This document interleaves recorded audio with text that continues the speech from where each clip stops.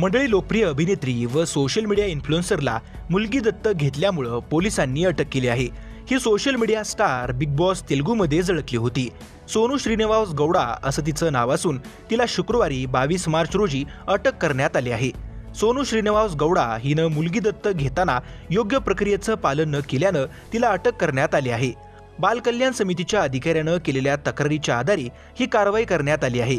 तक्रारदार अधिकाऱ्याच्या म्हणण्यानुसार सोनू गौडानं रायचूर येथून दत्तक घेतलेल्या 8 वर्षाच्या मुलीसह तिच्या सोशल मीडिया अकाउंटवर रील पोस्ट केली होती। मुलगी दत्तक घेणं हा केवळ सहानुभूती मिळवण्यासाठीचा आणि प्रसिद्धीसाठी खेळलेला डाव आहे। तिचे रील व्हायरल झाल्यावर बाल कल्याण समितीच्या अधिकाऱ्यानं तक्रार दिली आणि त्यानंतर सोनू गौडाला अटक करण्यात आली। मूल दत्तक घेण्याच्या प्रक्रियेत फसवणूक केल्याच्या आरोपावरून अधिकाऱ्यानं या सोशल मीडिया सेन्सेशन असणाऱ्या तरुणीला ताब्यात घेतलंय। उत्तर कर्नाटकातील एका 8 वर्षाच्या मुलीला दत्तक घेतल्याची घोषणा केल्यानंतर अभिनेत्रीला ऑनलाईन ट्रोलिंगचा सामना करावा लागलेला। यानंतर काही दिवसांनी ही अटक करण्यात आली आहे।